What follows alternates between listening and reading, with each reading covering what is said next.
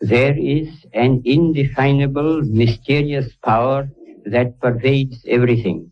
I feel it, though I do not see it. It is this unseen power which makes itself felt and yet defies all proof, because it is so unlike all that I perceive through my senses.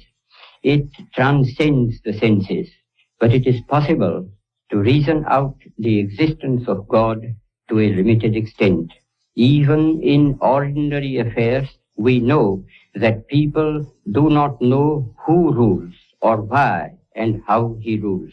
And yet they know that there is a power that certainly rules.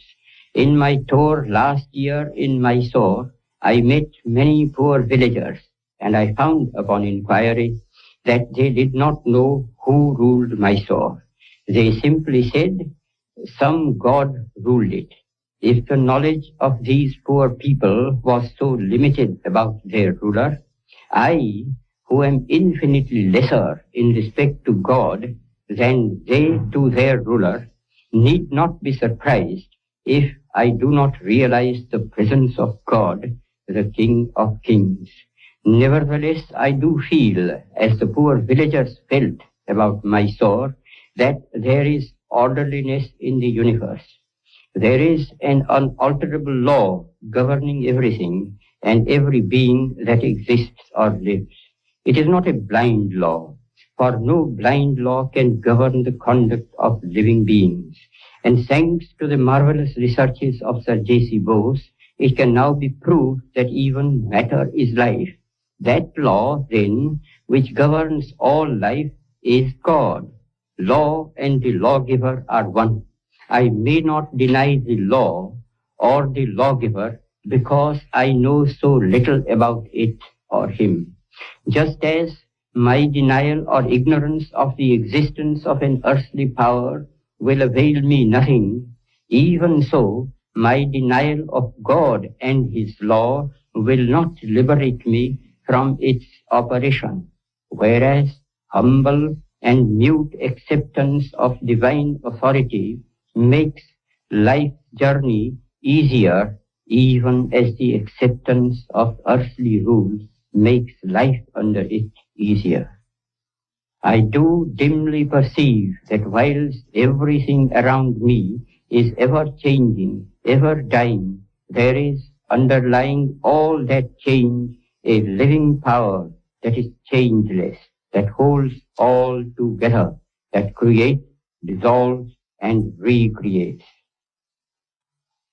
That informing power or spirit is God, and since nothing else that I see merely through the senses can or will persist, he alone is. And is this power benevolent or malevolent? I see it as purely benevolent, for I can see that in the midst of death, life persists. In the midst of untruth, truth persists. In the midst of darkness, light persists.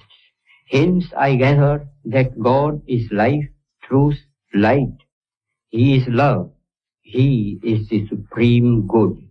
But he is no God who merely satisfies the intellect, if he ever does. God, to be God, must rule the heart and transform it. He must express himself in every smallest act of his votary.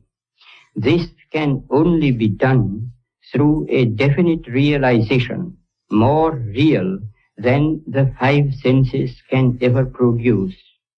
Sense perceptions can be, and often are, false and deceptive, however real they may appear to us. Where there is realization outside the senses, it is infallible. It is proved not by extraneous evidence, but in the transformed conduct and character of those who have felt the real presence of God within. Such testimony is to be found in the experiences of an unbroken line of prophets and sages in all countries and climes. To reject this evidence is to deny oneself. This realization is preceded by an immovable faith. He who would, in his own person, test the fact of God's presence can do so by a living faith. And since faith itself cannot be proved by extraneous evidence, the safest course is to believe in the moral government of the world, and therefore in the supremacy of the moral law, the law of truth and love. Exercise of faith will be the safest where there is a clear determination, summarily, to reject all that is contrary to truth and love.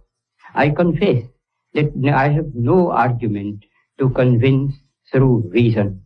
Faith transcends reason. All I can advise is not to attempt the impossible.